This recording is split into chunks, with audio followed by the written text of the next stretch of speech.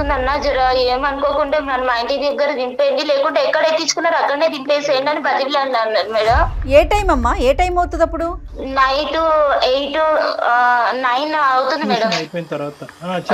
Silent గా నేను చెప్పినట్టు చేసినావా బతికి ఇంటికి వెళ్తావు, లేకుంటే మాత్రం నీ పని మామూలుగా ఉండదు చూడ అని తీసుకెళ్లి నన్ను లాక్కెళ్ళి ఎలా అంటే అలా నన్ను పాడు చేసేసారు మేడం. అన్న మీకు ప్లీజ్ అన్న, మీకు కాలు పట్టుకుంటా అట్లా చేయకండి అన్న, నాకు అసలు మీకు ఎట్లా అనిపిస్తుంది, మీ చెల్లెల్లాగా అనిపించట్లేదు అంటే, ఎవరివే నువ్వు నా చెల్లెలే ఎందుకైతవే, నువ్వేనా నా అమ్మగా పుట్టినవా అని అడిగిండు. ఎవరికి చెప్పలా? ఎవరికి చెప్పలేదు మేడం. మా మమ్మీ చెప్పొద్దు అన్నది, ఎవరితో చెప్పొద్దు, నీ ఫ్రెండ్స్ తో కూడా ఎవరితో ఇట్లా చెప్పొద్దు. ఎందుకు నువ్వు భయపడతావు? అస్సలు భయపడక. ఫస్ట్ ఆఫ్ ఆల్ వాడు ఎక్కడున్నాడో చెప్పు, నేనే వెళ్ళి కాళ్ళు చేతులు ఎరగొట్టి వస్తా. దుర్మార్గుడు. నాతో ఎక్స్పీరియన్స్ బాగుందా, మీ ఆయనతో బాగుందా అన్నట్టు మాట్లాడుతున్నాడు. నేను చెప్పినటువంటి పద్ధతిలో వాడికి ఫోన్ కలిపి అంతే, మేమేమి బ్యాక్గ్రౌండ్ లో మాట్లాడాం. హలో హలో, ప్లీజ్ నీకు దండం పెడతా, ఎందుకు నన్ను ఇంత బ్లాక్ మెయిల్ చేస్తున్నావు? అంటే నాకు ఇష్టం అనేది చెప్తున్నా కదా. అసలు ఎవడ్రా నువ్వు? మీకేం సంబంధం? ఏ సంబంధం ఉందా లేదా తర్వాత తేల్చుకుందాము. నువ్వు ఎక్కడున్నావు చెప్పు ఫస్ట్. అసలు నువ్వు ఎవడు అసలు? ఏం చేసావు ఈ అమ్మాయితో చిన్నప్పుడు? అవసరం లేదు కదా సార్. పర్సనల్ బొక్క ఏంద్రా మాట్లాడేది నువ్వు? నా ఇష్టం సార్, నాకు కావాలనుకుంటున్నా. ఊసలు లెక్క పెట్టలేదు నువ్వు ఇప్పుడుకొచ్చి. హలో, మక్కులు ఎరదంటారు. చూసుకున్నాం సార్, ఏం చెప్తారో చేసుకోండి సార్. ఏం చేస్తారో చేసుకోవాలట కళ్యాణ్. ఏం చెప్తారో చేసుకోండి. నీకు ఒక తల్లి, ఒక అక్క, ఒక చెల్లి ఉందా? నువ్వు మనిషివా? చిచ్చి, అసలు మాట్లాడటానికి మాటలు రావట్లేదు. మీతో కూడా నేను మాట్లాడాల్సిన అవసరం లేదు సార్. Right sir. నమస్తే కళ్యాణి గారు. స్రవంతి మనకి మెయిల్ చేశారండి. అయితే ఇక్కడ ఇంకొక చిన్న విషయం చెప్తున్నానండి, ఎందుకంటే మనం అమ్మాయి వివరాలు గోప్యంగా ఉంచాలి కాబట్టి పేరు కూడా నేను మార్చాను కళ్యాణ్ గారు. అమ్మాయి పేరు వేరే ఉంది. సో ఎందుకు మనం తెర మీద చెప్పటం, అందరికి తెలిసేలాగా చేయటం అన్నా, ఎందుకంటే ఆడపిల్ల జీవితం కదండి. తన చిన్ననాటి కథ అది మళ్ళీ ఇప్పుడు రిపీట్ అవుతోంది. సో అమ్మాయికి అసలు ఏం చెయ్యాలి, ఎవరితో మాట్లాడాలి, ఎవరితో చెప్పుకోవాలి, చాలా వరకు ఫేస్ చేస్తున్న ఇష్యూ కళ్యాణ్ గారు. ఇది మీకు కొంత అవగాహన వచ్చి ఉండొచ్చు. ఎందుకు అసలు అమ్మాయి మాటల్లోనే వినేద్దాము. సో ఒకసారి కాల్ చేసేస్తానండి. హలో. హలో స్రవంతి గారండి? అవునండి. నేను జయానమ్మ, అందమైన జీవితం ప్రోగ్రామ్ నుంచి, సుమన్ టీవీ నుంచి కాల్ చేస్తున్నాను. అవునా మేడం, థ్యాంక్స్ మేడం, మీరే నాకు కాల్ చేస్తున్నారు. అవునమ్మా, అవునవును. బాగున్నావు తల్లి? అసలు బాలేదు మేడం,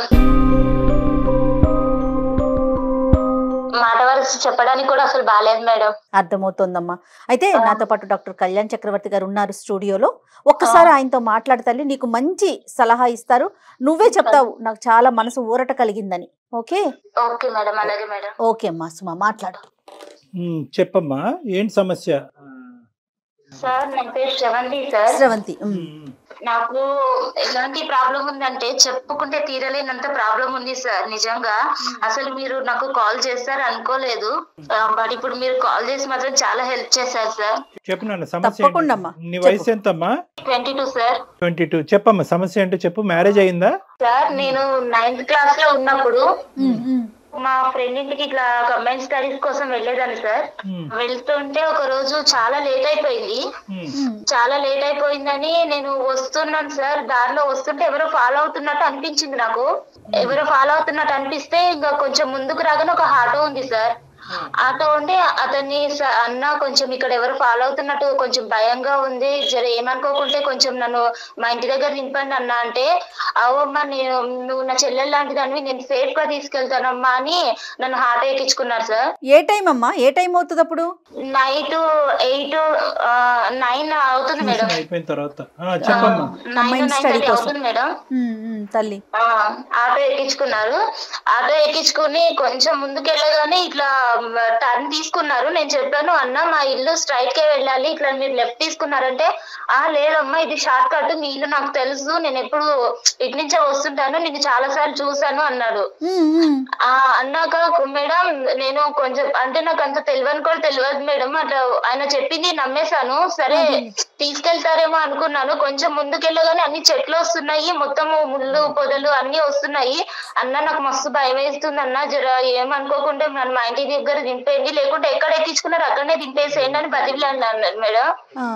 బతిలాడితే కూడా లేదు, నువ్వు ఇప్పుడు అరిచినావు అంటే మాత్రము నీకు మామూలుగా ఉండదు, నాది ఎట్లా ఉంటుందో చూపిస్తాను, నీకు చావు ఎట్లుంటుందో అట్లా చూపిస్తాను, సైలెంట్ గా నేను చెప్పినట్టు చేసినావా బతికి ఇంటికి వెళ్తావు, లేకుంటే మాత్రం నీ పని మామూలుగా ఉండదు చూడు అని తీసుకెళ్లి నన్ను లాక్కెళ్ళి ఎలా అంటే అలా నన్ను పాడు చేసేసారు మేడం. చాలా అంటే చాలా ఘోరంగా మేడం. అసలు నాకైతే అన్న నీ ప్లీజ్ అన్న మీకు కాలు పట్టుకుంటా అట్లా చేయకండి అన్న, నాకు అసలు నీకు ఎట్లా అనిపిస్తుంది, నీ చెల్లెల్లాగా అనిపించట్లేదు అంటే, ఎవరివే నువ్వు నా చెల్లెలే ఎందుకైతావే, నువ్వేనా నా అమ్మగా పుట్టినావా అని అడిగిండు. ఎట్లా అంటే అట్లా ఘోరంగా పాడు చేసిండు మేడం. చేసినాక మళ్ళీ నువ్వు ఎవరికైనా చెప్పినావంటే మాత్రం నిన్ను ఇంకా రెండో రోజు నువ్వు మీ అమ్మని చూడవు, మీ ఇంటిని చూడవు, రెండో రోజు తీసుకెళ్లి చంపేస్తాను, ఈసారి నువ్వు ఇంకోసారి నా ఇట్లా ఇటు నుంచి వెళ్తావు, నేను రోజు నేను పాలైతేనే ఉంటాను, నువ్వు ఎవరికైనా చెప్పినట్టు తెలిసినా లేదంటే నన్ను చూపించినట్టు తెలిసినా నువ్వు ఆ రోజు లాస్ట్ నీకు లైఫ్ ఉండదు, ఇంకా నేను ఆ రోజు చంపేస్తానని బెదిరించింది మేడం. ఇంకా ఇంటికి వెళ్ళినా నెక్స్ట్ డే నుంచి స్కూల్ కూడా వెళ్ళలేదు, ఒక 4 days 5 days అన్నం తినలేదు మేడం. మా మమ్మీ ఏమో మస్తు భయపడుతుంది, ఏమైందమ్మా ఇట్లా ఎందుకు అయిపోతున్నావు, ఎవరైనా ఏమన్నా అన్నారా, ఏమన్నా లొల్లయిందా స్కూల్లో, ఏమన్నా చెప్పమ్మా నాకు అంటే 4 days తర్వాత నేను చెప్పాను మేడం, మమ్మీ నాకు ఇట్లా చేసిన మమ్మీ, ఇట్లా నాకు మస్తు భయం అవుతుంది, నాకైతే ఏడిపోతుంది, ఏం చేయాలో అర్థం కావట్లే, నీకు చెప్దామంటే నువ్వు కొడతావేమని భయం అయింది మేడం. అంటే నేనెందుకు కొడతారా, నేను నీ తల్లిని కదా అని మా మమ్మీ మస్తు ధైర్యం చెప్పింది మేడం. వాడిని చూపించి అన్నది కానీ నాకు ఆ తర్వాత నుంచి వాడు కనిపించలేదు మేడం. తర్వాత నుంచి కనిపించలేదు. మా మమ్మీ ఆ ఇయర్ మొత్తము ఇంకా నాకు అలానే బ్రతకగా ఇక సరిగా తినకుండా. స్కూల్ కాటికి అమ్మే తీసుకెళ్లేదా తల్లి నిన్ను? మొత్తం మా మమ్మీ మేడం ఆ రోజు నుంచి నెక్స్ట్ డే నుంచి మా మమ్మీ జాగ్రత్తగా చిన్న పిల్లలు పట్టుకుని వెళ్ళి స్కూల్ కి దగ్గర దింపి స్కూల్ నుంచి తీసుకొచ్చేది మేడం. భయం అయ్యి ఆఖరికి మా డాడీ కూడా ఇవన్నీ తెలియదు. మా తమ్ముడు ఉన్నాడు మేడం, నాకు ఒక తమ్ముడు ఉన్నాడు, తమ్ముడు కూడా తెలియదు మేడం. ఎవరికి చెప్పలా? ఎవరికి చెప్పలేదు మేడం. మా మమ్మీ చెప్పొద్దు అన్నది, ఎవరితో చెప్పొద్దు, నీ ఫ్రెండ్స్ తో కూడా ఎవరితో ఇట్లా చెప్పొద్దు, వద్దమ్మా ఇవన్నీ అని మా మమ్మీ నాకు చాలా ధైర్యం చెప్పింది మేడం. మా డాడీ కూడా ఇచ్చి పంపి ఎప్పుడైనా సరే మా మమ్మీయే తీసుకొస్తుంది మేడం. ఆ ఇయర్ అంతా అట్లా అయిపోయింది. ఇక 10th అయిపోయినాక డైరెక్ట్ నన్ను హాస్టల్ వేసేసారు మేడం.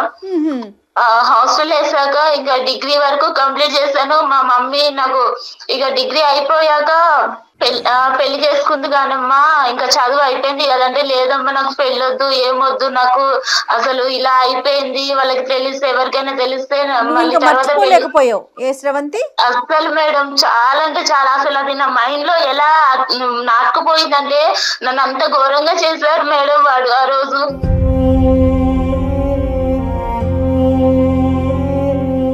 అంత అసలు చెప్పుకోవడానికి కూడా నాకు నోరు కూడా మాటలు కూడా రావట్లేదు, అంత ఘోరంగా అయిపోయింది. వదిలేసే తర్వాత అయితే ఇక పెళ్లి చేసుకుంది కానమ్మా అని మా మమ్మీ పెళ్లి సంబంధాలు చూస్తుంది. వద్దమ్మా నాకు అసలు వద్దంటే మా మమ్మీ చాలా మోటివేట్ చేసింది మేడం. వద్దమ్మా ఇట్లాంటివి మర్చిపోవాలి, ఏదో దెబ్బ తగిలింది అనుకుని మర్చిపో, ఇలాంటివన్నీ మైండ్ లో పెట్టుకుని నీ జీవితం నాశనం చేసుకోకమ్మా, నీకంటూ నేను ఉన్నాను కదా, రేపు నేను లేకపోతే ఇంకెవరు ఇలానే బ్రతకలేవు కదా అని ధైర్యం చెప్పి పెళ్లి చేసింది మేడం. వీడు ఇక్కడ మధ్యలో ఎక్కడ కూడా నీకు కలవలేదు కదమ్మా? కలవటం గానీ ఫోన్లు చేయటం గానీ ఏమీ చేయలేదు? ఆ తర్వాత అసలు ఒకసారి ఇట్లా అయిపోయినాక ఇంకెప్పుడు వాడి మొహం కూడా నేను చూడలేదు, నాకు ఎప్పుడు కలవలేదు సార్. ఓకే సరేనమ్మా. పెళ్లి అయిందమ్మా, పెళ్లి అయిన తర్వాత ఏమైంది? పెళ్లి అయిపోయినాక మా హస్బెండ్ మాకు చాలా మంచివాడు సార్. అంటే ఇవన్నీ ఏం తెలియదు, మా మమ్మీ చెప్పొద్దు అన్నది నేను చెప్పలేదు సార్. తర్వాత కొంచెం మంచిగా చూసుకుంటున్నాను. ఒక 7 months వరకు మా ఆయన దగ్గరికి వెళ్ళాలంటేనే నాకు చాలా భయం అయింది సార్. మా అమ్మకి చెప్తే మా అమ్మ అన్నది కొంచెం చిన్నపిల్ల కదయ్యా, ఏమనుకోకు, కొంచెం అడ్జస్ట్ అవ్వు, రాను తెలుసుకుంటది అని మా మమ్మీ సర్ది చెప్పేది మా ఆయనకు కూడా. అలా అయ్యాక కొంచెం మా ఆయన చూపించే ప్రేమ, మా ఆయన ఇట్లా మంచిగా చూసుకోవడం చూసి ఇక మా ఆయనకి దగ్గరయ్యాను సార్. ఇక మాకు ఒక పాప కూడా పుట్టింది సార్. 1 year పాప ఉంది ఇప్పుడు నాకు. పాప కూడా పుట్టింది సార్. ఇక తర్వాత ఒక రోజు మా ఆయన ఒక ఫంక్షన్ ఉంది, ఇట్లా ఉందమ్మా నేను వెళ్ళేసి వస్తా, మా ఫ్రెండ్స్ అందరినీ ఇట్లా కలిసేసి రావాలి, రీయూనియన్ జరుగుతుందని వెళ్తున్నాను, మా ఫ్రెండ్స్ చిన్నప్పుడు ఫ్రెండ్స్ అందరు కలుస్తున్నారు, నేను వెళ్ళేసి వస్తాను అని ఒక రోజు వెళ్ళారు మేడం.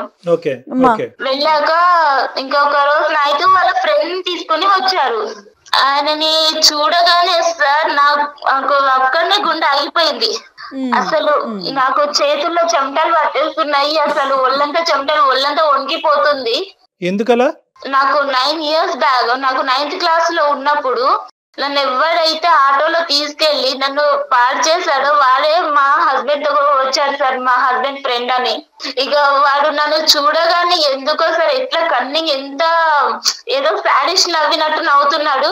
మళ్ళీ మా ఆయన దగ్గరకు వచ్చి మీ భార్యనా, నాకు చెల్లెలవుతుంది కదా, నువ్వు చెప్పనే లేదు, ఇప్పటిదాకా చూపించనే లేదు అని చాలా సొంత మనిషిలాగా మాట్లాడుతున్నాడు.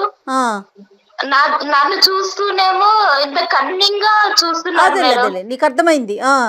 అర్థమైపోయింది. నాకు అప్పటికే భయం అవుతుంది, కాళ్ళు చేతులంతా వణికిపోతున్నాయి. మా ఆయన అడిగాడు, ఏంటి శ్రవంతి ఇట్లా జ్వరం వచ్చిందా ఏంటి, అట్లా అయిపోయావు, ఇందాకలాగా బానే ఉన్నావు కదా, ఇప్పుడు ఏమైంది అంటే, చెల్లెలకి ఏమన్నా నీరసంగా ఉందేమోరా, తిన్నదో లేదో అడుగు ఒకసారి, నువ్వు లేవని, నువ్వు ఇటు వచ్చావు కదా, నువ్వు లేవని తినలేదేమో అని ఎంత చాలా నైస్ గా మాట్లాడుతున్నారు మా ఆయనతో. ప్రేమ కురిపించాడు. ఆ తర్వాత నుంచి మేడం నెక్స్ట్ డే నుంచి రోజు రావడం స్టార్ట్ చేశాడు ఇంటికి. రోజు రావడం స్టార్ట్ చేశాడు. ఇక మా ఆయనకేమో ఇట్లా లెటర్స్ రాస్తున్నాడు, ఆకాశరామన్న లెటర్స్ లాగా రాస్తున్నాడు. నీ భార్య గురించి నీకు తెలుసా, నువ్వు ముందే కనుక్కున్నావా, నీ భార్య ఎవరితో ఎఫ్ఐఆర్ ఏం లేదా, నీ భార్యకి ఏమన్నా ఇంతకు ముందు ఏమన్నా ఉందా అన్ని కనుక్కుని చేసుకున్నావా అన్నట్టు ఇట్లా లెటర్స్ రాయడం స్టార్ట్ చేశాడు మేడం. మెసేజ్లు కానీ లెటర్స్ కానీ రాయటం మొదలు పెట్టాడు. కానీ మీ హస్బెండ్ వచ్చి నిన్ను ప్రశ్నించాడమ్మా, ఏంటి ఇదంతా అడిగాడా? ఒక్కసారి అడిగాడు సార్, ఇట్లా ఏమై ఇట్లా లెటర్స్ వస్తున్నాయంటే, నాకు తెలియదండి, ఇట్లా ఇవన్నీ నాకెలా తెలుస్తుంది, నేను చిన్నప్పటి నుంచి మా అమ్మ దగ్గరనే పెరిగాను, తర్వాత హాస్టల్కి వెళ్ళిపోయాను, నాకు ఇలా ఎవరు కూడా తెలియదు, అలా మీరు ఎలా అనుకుంటారు ఎవరో రాసిన ఉత్తరాలు బట్టి అని అడిగాను. అడిగితే సరేలే అంటున్నారు, కానీ రోజుకు ఒక లెటర్ వస్తుంది సార్. కాదమ్మా శ్రవంతి, నువ్వు ఇప్పుడు మనకు ఏంటంటే మనకి ఇక్కడ చిన్న అదృష్టమా ఏంటి అనేది తెలియదు, కానీ మీ భర్త మంచివాడు అనేటటువంటి ఒక మాట నువ్వు నాకు చెప్పావు కాబట్టి నేను చాలా హ్యాపీగా ఫీల్ అయ్యాను. నీ భర్తకి నువ్వేంటో తెలుసు, నీకు నువ్వు భర్త ఏంటో తెలిసినప్పుడు ఇప్పటికైనా కూడా గుట్టిప్పి ఇది జరుగుతుందని చెప్పుంటే సరిపోద్ది కదా, ఎందుకు భయపడ్డావు? సార్ ఇప్పుడు నేను ఇప్పుడు చెప్తే ఎలా సార్, పెళ్ళి అవ్వక ముందో పెళ్లి తర్వాత ఫస్ట్ చెప్పుంటే ఆయన నన్ను అర్థం చేసుకునేవారేమో. ఇప్పుడు వీడు కళ్ళ ముందుకు వచ్చాక ఇప్పుడు చెప్తే మోసం చేస్తాను అన్నదా సార్? అమ్మ ఇక్కడ ఏంటంటే వాడికి ఇప్పుడు ఎవడైతే ఈడు ఉన్నాడో ఈ దొంగనా డాష్ గాడు, వీడు బాగా స్టడీ చేశాడు చిన్నప్పటి నుంచి, మీ హస్బెండ్ని స్టడీ చేశాడు, ఎందుకంటే చిన్ననాటి స్నేహితుడు, ఇతను చాలా మంచోడు, ఇతను నోట్లో నాలుగు లేదు అనేది అక్కడ స్టడీ చేశాడు. ఇక్కడ ఏమొచ్చి నువ్వు బాధితురాలు పొజిషన్లో ఉన్నావు కాబట్టి అప్పుడు గుట్టు ఇప్పందని ఇప్పుడు ఎందుకు గుట్టు ఇప్పుతావు అనేటటువంటి ఉద్దేశం ఎంతో ఏంటంటే రెండు వైపుల నుంచి వాడికి అడ్వాంటేజ్ అయిపోయింది. అడ్వాంటేజ్ అవటం వల్ల ఏమవుతుందంటే సెకండ్ అటెంప్ట్ లోకి వచ్చాడు. ఇప్పుడు ఫస్ట్ అటెంప్ట్ లో మానభంగం చేశాడు, సెకండ్ అటెంప్ట్ లో ఇంకో అటెంప్ట్ అంటే నీ దరిదాపుల్లోకి వచ్చేస్తున్నాడు అనమాట, మళ్ళీ ఎంట్రీ ఇస్తున్నాడు. వాడు ఇస్తున్నాడు సార్.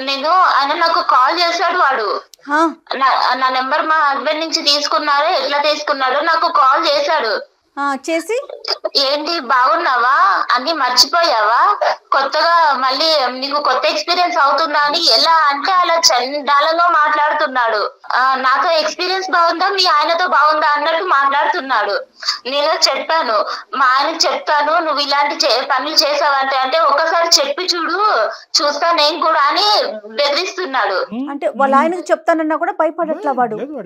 అస్సలు లేదు మేడం, నువ్వు చెప్పి చూడు ఒకసారి, నీ లైఫ్ ఎట్ వెళ్తుందో మీ ఆయన లైఫ్ ఎట్ వెళ్తుందో నువ్వే చూద్దు గానీ నీ కళ్ళతో.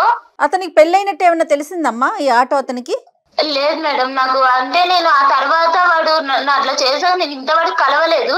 కాదు, మీ ఆయన ద్వారా ఇప్పుడు ఈ 10 రోజుల్లో? లేదు మేడం, వాడి ప్రస్తావన ఎత్తాలంటేనే నాకు భయంగా ఉంది మేడం. మా ఆయన దగ్గర నువ్వు చెప్పాల్సింది కదా, ఎందుకు వేరే వాళ్ళని ఇంటికి తీసుకొస్తున్నావు, పద్దాక తీసుకురా మాకు, నాకు ఇబ్బందిగా ఉంది, అట్లా ఏదన్నా చెప్పకపోయావు? అంటే చెప్పాను మేడం. అంటే మా ఇంటికి ఇంతకు ముందు కూడా మా ఆయన ఫ్రెండ్స్ చాలా మంది వచ్చేవాళ్ళు. ఇక వాళ్ళ దగ్గర ఎప్పుడు ఎవరి దగ్గర ఏం చెప్పను కానీ ఈయన దగ్గర చెప్తే ఏమనుకుంటాడని అదొక భయం అయింది మేడం. అయినా ఈయన మా ఆయన ఉన్నప్పుడు నా దగ్గర నాతో చాలా మంచిగా ఒక సొంత చెల్లెలతో మాట్లాడినట్టు మాట్లాడుతున్నాడు. తిన్నావా చెల్లెమ్మ, తినలే, ఏం చేస్తున్నావమ్మా, పాప ఎలా ఉందమ్మా అని మాట్లాడుతున్నాడు. దుర్మార్గుడు. అలా ఉన్నతని మీద నేను కంప్లైంట్ ఇద్దామన్నా కూడా నాకు ధైర్యం సరిపోవట్లేదు మేడం. నేను ఆ రోజు బలైపోయిన దానికి ఇప్పుడు ఎంత నరకం చూస్తున్నానంటే మేడం, వాడంత నరకం పెడుతున్నాడు నన్ను. అయితే నాకైతే నిజంగా చచ్చిపోతుంది మేడం. ఎందుకమ్మా దీనికి చాలా సింపుల్ సొల్యూషన్ లేదు తల్లి, ఇందులో చాలా సింపుల్ సొల్యూషన్ ఉంది. నీతో పాటు పెద్ద సైన్యం మేము ఉన్నాం, వాడిని తాట తీస్తాం, వాడిని ఊరికే వదులుతావా వాడిని? నువ్వు ఎందుకు అంత భయపడుతున్నావు? నీ భర్త మంచివాడు, అది ప్రధానమైనటువంటి అంశం. నువ్వు నీ భర్తకి చెప్పొచ్చు. మీ అమ్మ అంటే కనుక ఇద్దరు ఆడవాళ్లే కాబట్టి తమ్ముడికి చెప్పొద్దు, నాన్నకి చెప్పొద్దు అని చెప్పి 10 సంవత్సరాల పాటు కవర్ చేసింది. కానీ లోకం మారింది, పరిస్థితులు మారింది, వ్యవస్థ మారిందమ్మా. ఇక నీకు నీ కొండంత అండగా పెద్ద పోలీస్ వ్యవస్థ ఉంది, అందరూ ఉన్నాం. ఎందుకు నువ్వు భయపడతావు? అస్సలు భయపడక. ఫస్ట్ ఆఫ్ ఆల్ వాడు ఎక్కడున్నాడో చెప్పు, నేనే వెళ్ళి కాళ్ళు చేతులు ఎరగొట్టి వస్తా. వాడు ఇక్కడే ఉన్నాడు సార్. మీకు కావాలంటే నేను కాన్ఫిడెన్స్ లో పెడతా, ఒక్కసారి మీరు వినండి సార్ వాడి మాటలు. మేము ఉన్నామని చెప్పొద్దమ్మా, మేము ఉన్నామని చెప్పొద్దు. వాడు ఫోన్ కట్ చేసి పారిపోతాడు. ఈ లోపల మనం వాడు ఎక్కడున్నాడు ఏంటి అనేది ట్రాక్ చేయడానికి ఉపయోగపడుతుంది. నువ్వు మామూలుగా మాట్లాడి ఏమీ లేనట్టుగానే అందమైన జీవితం అని మా ప్రోగ్రామ్ గురించి ఏమీ చెప్పొద్దు నువ్వు. ఓకే, నువ్వు సింపుల్ గా ఏంటంటే నువ్వు రెగ్యులర్ గా మాట్లాడుతున్నట్టుగానే ఎక్కడున్నావు, ఏం చేస్తున్నావు అన్నట్టుగా మాట్లాడి నన్ను వదిలేసేవా, నన్ను ఇబ్బంది పెట్టద్దు, మీరు రెగ్యులర్ గా ఏదైతే మాట్లాడతారో అది మాట్లాడు. సరేనా? తర్వాత వాడు గొంతుకు లెగుస్తా చూడు, అప్పుడు నేను జయ గారు అందుకుంటాం. నువ్వు ఇంట్రడ్యూస్ చేయొద్దు, మమ్మల్ని ఇంట్రడ్యూస్ చేయొద్దు. నేను ఆల్రెడీ లాస్ట్ టైం సూసైడ్ చేసుకుందామని సూసైడ్ దాకా వెళ్ళాను సార్. కానీ నా పాపము చూసి వెనక్కి వచ్చేసాను సార్. ఇప్పుడు బ్రతకాలన్నా కూడా నాకు అసలు వేరే లేకుండా అయిపోతుంది సార్. శ్రవంతి బంగారం, ఒకే మాట చెప్తున్నాను, ఇది నీ గురించి నేను చేయట్లేదు. రేపొద్దున ఈ దరిద్రుడు, ఇలాంటి దరిద్రులు నీ కూతురు వరకు వచ్చినా కూడా ఆశ్చర్యపడక్కర్లేదు. ఎందుకంటే ఇక్కడ నీ జీవితాన్ని నిన్ను ప్రొటెక్ట్ చేసుకోవటం, నీ మ్యారేజ్ని ప్రొటెక్ట్ చేసుకోవటం కాదు. ఇలాంటి ఎదవలు ఎక్కడున్నా కూడా వాళ్ళని వెతికి పట్టుకుని మనం వాళ్ళకి సరైనటువంటి శిక్ష పడేటటువంటి విధంగా నువ్వు ఈ రోజు ఒక సంఘ సేవకురాల్లాగా ఒక సామాజిక పరమైనటువంటి సేవ చేసి మా వరకు వచ్చావు. నీతో పాటు మేము కలిసి ప్రయాణం చేస్తాం. ఈ కేసును మాత్రం ఇది కేవలం నా కేసు అనేటటువంటి విధంగా తీసుకెళ్లొద్దమ్మా. నువ్వు గొంతెత్తి మాట్లాడాలి. ఇది మనం ఖచ్చితంగా వాడిని శిక్షించాలి. కాబట్టి నీ యొక్క తోడ్పాటు మాకు కావాలి. నీలాంటి ఆడపిల్లలందరికీ కూడా ఇలా కూడా నేను బయటికి రావాలని తెలియాలి తల్లి. ఇంకోటి ఏంటంటే దయచేసి నీ మనసులో నువ్వు పోస్ట్ ట్రామాటిక్ స్ట్రెస్ డిసార్డర్ అంటారమ్మా. అంటే ఒక ఆడపిల్లకి ఇలా మానభంగం జరిగినప్పుడు ఆ జ్ఞాపకాల నుంచి బయట పడలేక చాలా మంది ఏంటంటే పెళ్లిళ్ళు చేసుకోరు, కొంతమంది పెళ్లిళ్ళు చేసుకున్నా కూడా సంసారం కూడా చేయడు, మగజాతిని అసహించుకుంటూ ఉంటారు. ఇప్పుడు ఇదేంటంటే దీంతో పాటు వీడు మళ్ళీ నీ ఎదురుగుంటే ప్రత్యక్షమయ్యాడు. ప్రత్యక్షం అవడంతో నీ పాత జ్ఞాపకాలు వచ్చి రేపు నువ్వు కంప్లీట్ గా మెంటల్ పేషెంట్ అవుతావు అనేటటువంటిది కూడా మనకు తెలియదు. ఇది నెంబర్ 2. నెంబర్ 3 ఏంటంటే కనుక ఇక్కడ ఫస్ట్ ఆఫ్ ఆల్ నీలాంటి ఆడపిల్లలు ముందుకొచ్చి గొంతిప్పి ఎందుకు మాట్లాడాలి అంటే కనుక ఫస్ట్ మీకు తగినటువంటి రక్షణ కల్పించిన తర్వాత, రక్షణ తీసుకున్న తర్వాత మీరు మాట్లాడండి. నెంబర్ 1. నెంబర్ 2 ఏంటంటే గిల్ట్ తీసేసేయండి. వాడికి ఏదో నువ్వు కోఆపరేట్ చేసినట్టుగా దయచేసి ఫీల్ అవ్వద్దు. నీ మీద ఒక హత్యాయత్నం జరిగింది, మానభంగం జరిగింది నీ మీద. కాబట్టి ఫస్ట్ ఆఫ్ ఆల్ నీ మైండ్ లోంచి ఏంటంటే నీ భర్తతో చెప్తున్నప్పుడు కానీ, మాతో చెప్తున్నప్పుడు కానీ, సమాజంలో రేపొద్దున ఎవరైనాతో మాట్లాడే పెద్దలతో మాట్లాడే పరిస్థితి వచ్చినప్పుడు నేను తప్పు చేశానేమో అనేటటువంటి ఫీలింగ్తో నువ్వు బయటకు రా. నువ్వు ఏ తప్పు చేయలేదు. నువ్వు నిన్ను సేవ్ చేసుకోవటమే కాకుండా వీడు చాలా మందితో ఇటువంటి ఆట ఆడుంటే కనుక అటువంటి ఆడపిల్లలందరూ కూడా ఈరోజు బయటకు వస్తారు. ఆ ఆడపిల్లలందరూ కూడా బయటకు రావాలి. వాళ్ళకు కూడా మనం రక్షణ కల్పించిన వాళ్ళం అవుతాం. ఇది ఇప్పటిదాకా నాకు మా అమ్మకే మాత్రమే తెలుసు సార్ ఈ విషయం అనేది. ఇప్పుడు వాడు ఎలా బెదిరిస్తున్నాడంటే నీ భర్తకు చెప్తాను, నీకు లైఫ్ లేకుండా చేస్తాను, మొత్తం ఆ రోజు నేను ఫొటోస్ కూడా తీసాను, మొత్తం అన్ని నెట్ లో పెట్టేస్తాను, నీకు అనేది లైఫే లేకుండా చేస్తాను నేను. నీ భర్తకు చెప్పాక ఒక్కసారి నువ్వు అనుకుంటున్నావు కదా నా భర్త ఉన్నాడు అని, నువ్వు నాకు లొంగట్లేదు కదా, నీ భర్తనే నీకు కాకుండా చేస్తాను అని ఎట్లా బెదిరిస్తున్నాడు మేడం. నువ్వేమి భయపడకమ్మా, డాక్టర్ గారు ఉన్నారు, సుమన్ టీవీ తరపున మేమున్నాము. అంత చేయాలి అంటే కనుక ఫస్ట్ ఆడు ఉండాలి కదమ్మా. ఫస్ట్ అదంతా మేము చూసుకుంటాం. ఇప్పుడు వరకు నువ్వు ఒక్కదానివే లోపల యుద్ధం చేసావు.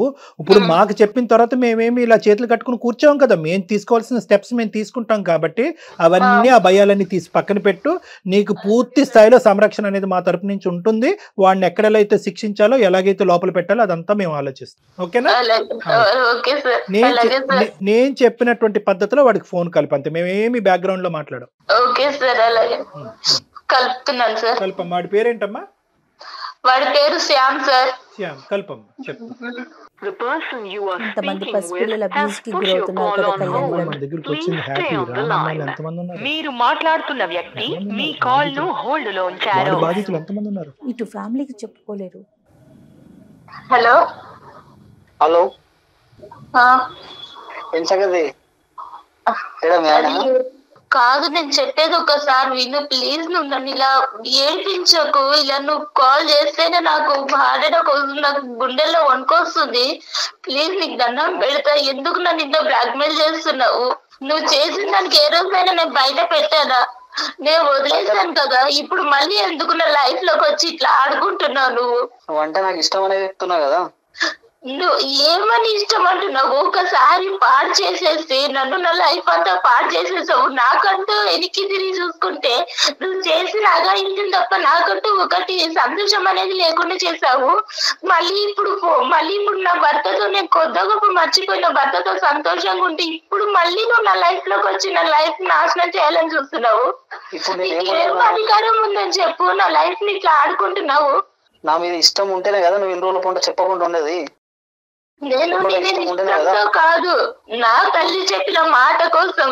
మా అమ్మ వద్దమ్మా ఆడపిల్ల జీవితం బయటికి వెళ్తే అల్లరవుతుందని మా అమ్మ నాకు చెప్పిన మాట కోసం నేను చెప్పలేదు. నాకు అవన్నీ సంబంధం లేదు. ఒప్పుకుంటున్నావా లేదా? నీ బండారం మొత్తం బయట పెడతా. మీ ఆయనకు మొత్తం చెప్పేస్తా. నేను నీకు దండం పెడతా. ఇలాంటి అన్ని చెయ్యకు ప్లీజ్. నన్ను వదిలేసేయు. అవన్నీ నాకు సంబంధం లేదు. నేను నిన్ను కోరుకుంటున్నా. ఒక్కసారి నువ్వు కావాలని కోరుకుంటున్నా. నువ్వు వస్తావా లేదా? నేను రమ్మంటావా నన్ను? నేను రాలేదు. నీకు దండం పెడతా ప్లీజ్. ఇంత రిక్వెస్ట్ చేస్తున్నాను కదా. చిన్నప్పుడే నచ్చినావు. ఇప్పుడు నువ్వు ఇంకా చాలా అందంగా ఉన్నావు. ఇప్పుడు నువ్వు కావాలని కోరుకుంటున్నా. లేదు అంటే నీవన్నీ నా దగ్గర ఉన్నాయి. అన్ని బండారం మొత్తం బయట పెట్టేస్తా నేను. మీ ఇంట్లో ఆడవాళ్ళు ఉండరా? నీకు అమ్మ అక్క చెల్లి ఎవరు లేరా? అవన్నీ నీకు సంబంధం లేదు. నువ్వు ఒప్పుకుంటున్నావా లేదా? నీ అన్ని బయట పెట్టమంటావా? ఏం బయట పెడతావు? చచ్చిపోమంటావా చెప్పు. ఎందుకు ఇంత ఏడిపిస్తున్నావు? నేనేమన్నా అన్యాయం చేస్తానా నీకు? అసలు నేనంటే ఇష్టం ఉంటేనే కదా నువ్వు ఇన్ని రోజుల పాటు సైలెంట్ ఉన్నది. నేను అంటే ఇష్టం ఉండి కాదు సైలెంట్ గా ఉన్నది. నా భర్త మీద గౌరవంగా నేను సైలెంట్ గా ఉన్నాను. ఇప్పుడు నేను కావాలనుకుంటున్నా. నేను ఏం కావాలనుకుంటున్నా? నేనేం వస్తువులు అనుకుంటున్నావా నువ్వు కావాలనుకోవడానికి? నేను ఇంకొక భార్యని నీకు తెలుసా? కనిపిస్తుందా?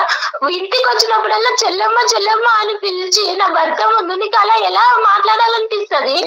నేను ఇలానే ఉంటా. నాకు కావాలనుకుంటున్నా. నువ్వు ఇప్పుడు అందంగా ఉన్నావు కాబట్టి నువ్వు కావాలనుకుంటున్నా. అప్పుడు నీ చెల్లి అందంగా ఉంటే ఎవరి దగ్గరికైనా పంపిస్తావా? నాది ఇంతే. నేను ఇంతే. నా వరుసనే ఇంత.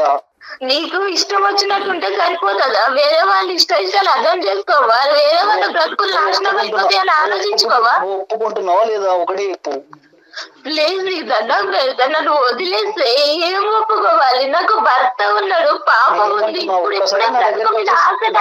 వచ్చేసి నీ ఇష్టం, నీ లైఫ్ నీ ఇష్టం. ఏం ఇష్టము? నా బ్రతుకే నాశనం చేసేసరికి ఇంకా ఏమి ఇష్టం ఉంటుంది? ఇంకా నాశనం అయిపోతుంది. ఇంకా గలీజ్ అయిపోతుంది. మరి ఇవన్నీ మీ ఆయన ఇంకా ఘోరం అయిపోతుంది. మరి హలో బాబు. హలో బాబు. హలో ఎవరు సార్? నేనా? నువ్వెవరు చెప్పు. నీ పేరేంటి? సార్ నా పేరు శ్యామ్ సార్. రైట్. ఓకే, నా పేరు డాక్టర్ కళ్యాణ్ చక్రవర్తి. నేను సుమన్ టీవీ అందమైన జీవితం నుంచి మాట్లాడుతున్నాను. మీకేం సంబంధం సార్? అమ్మాయి అదే సంబంధం ఏంటి అన్నది నేను చెప్తాను. ఇప్పుడు వరకు ఆ అమ్మాయి గొంతిప్పలేదు. ఇప్పుడు గొంతిప్పి మాట్లాడింది. ఆ అమ్మాయి తరపున మేము ఉన్నాము. అసలు ఎవడ్రా నువ్వు? ఎవడు నువ్వు?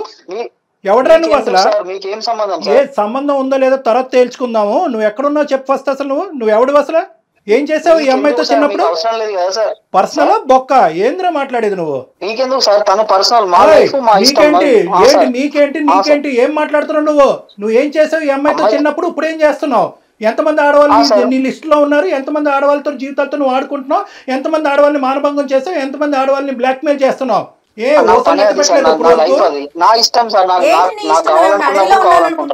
ఊసలు లెక్క పెట్టలేదు నువ్వు ఇప్పుడుకొచ్చి. హలో మక్కులు ఎరదంటారు ఎవరనుకున్నావు?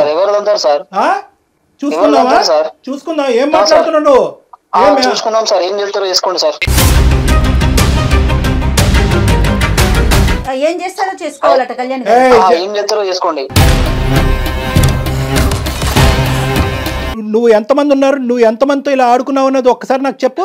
ఈ అమ్మాయి ఒక్కతేనే ఎంతమంది ఉన్నారు? మొత్తం అందరినీ ఆడపిల్లలందరూ ఎవరినైతే నువ్వు ఆడుకున్నావు అందరినీ బయటకు తీసుకొస్తా. అమ్మాయి నా పర్సనల్ సార్. మీరెవరు సార్ మధ్యలో? మీకేం సంబంధం సార్? ఏంటి పర్సనల్? నా పర్సనల్ అమ్మాయి. అసలు పర్సనల్ నువ్వు ఎక్కడున్నావు చెప్పు. అసలు ఎక్కడున్నావు? ఏ ఊర్లో ఉన్నావు నువ్వు? నీ మొత్తం నీ వాయిస్ అంతా రికార్డ్ అవుతుంది. నువ్వు ఎక్కడున్నావు మొత్తం అంతా ట్రాక్ చేస్తున్నావు. నీ లొకేషన్ తెలుసు. కానీ సార్ భయపడేది లేదు. సమస్యలే భయపడే సమస్య. అదే నీ సంగతి ఏంటో మేము తెలుస్తాము. నీతో ఒక్క నిమిషం కూడా ఇంకెక్కువ మాట్లాడవలసినటువంటి అవసరం లేదు. ఏమయ్యా నీకు ఒక తల్లి ఒక అక్క ఒక చెల్లి ఉందా? నువ్వు మనిషివా? మొత్తం బయట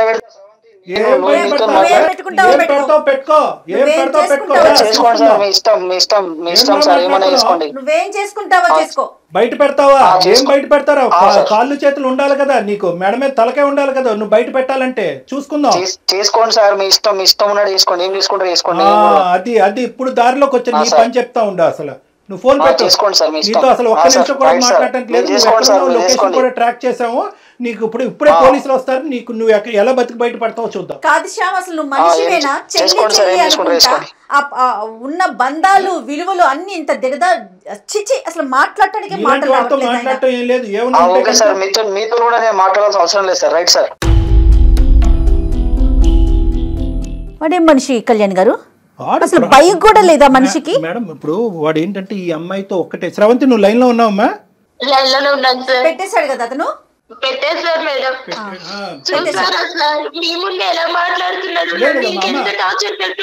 అమ్మ ఇది సుమన్ టీవీ వరకు స్రవంతి తీసుకొచ్చినటువంటి ఒక కథ మాత్రమే. ఇలాంటి ఎన్ని కథలు ఉన్నాయేమో అన్నట్టు నాకు అనిపిస్తుంది. ఎందుకంటే కనుక మనం ఎందుకు ఎవరినైనా క్రానిక్ అఫెండర్ అని మనం ఎప్పుడు అంటాం? పీడోఫైల్స్ అంటాం. అంటే చిన్నపిల్లల్ని సెక్షువల్గా మానభంగం చేసుకుంటూ వాడుకుంటూ పెద్దవాళ్ళకి చెప్పకుండా భయపెడుతూ వాళ్ళ నోట్లో గుడ్డలు కూరేటటువంటి ఇలాంటి వాళ్ళు పీడోఫైల్స్ అంటారు.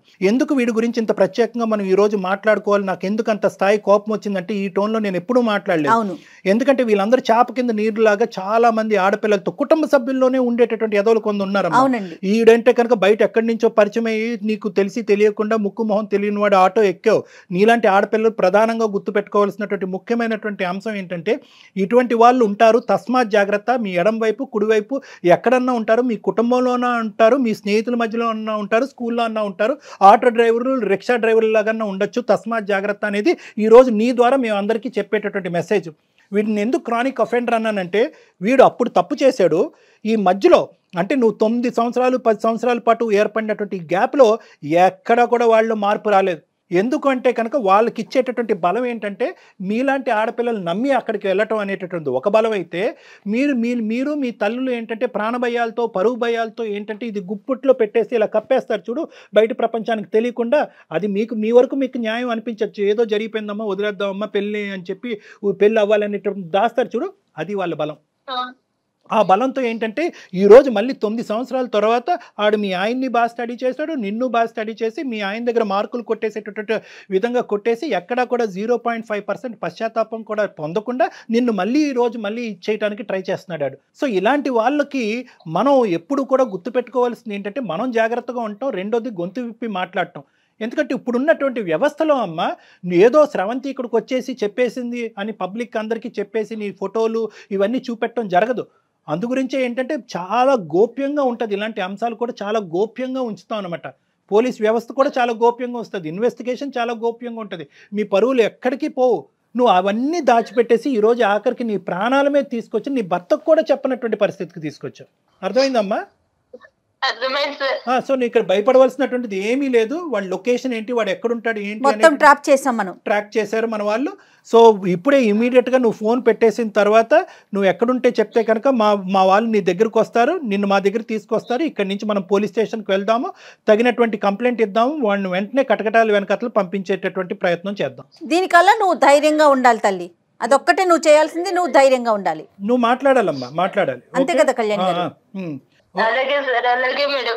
Okay okay. మీరు ఒక్కసారి హెల్ప్ చేసి పెడితే నా ప్రాణాలు కాపాడాలి వచ్చేసి సార్. వాడు బెదిరింపులు వాడి కోసం నీ ప్రాణం ఎందుకమ్మా పనంగా పెట్టాలి శ్రవంతి? ఇది మా బాధ్యత, ఇది మా బాధ్యత. నీకు ఒక కూతురు ఉంది, నీకు ఒక జీవితం ఉంది.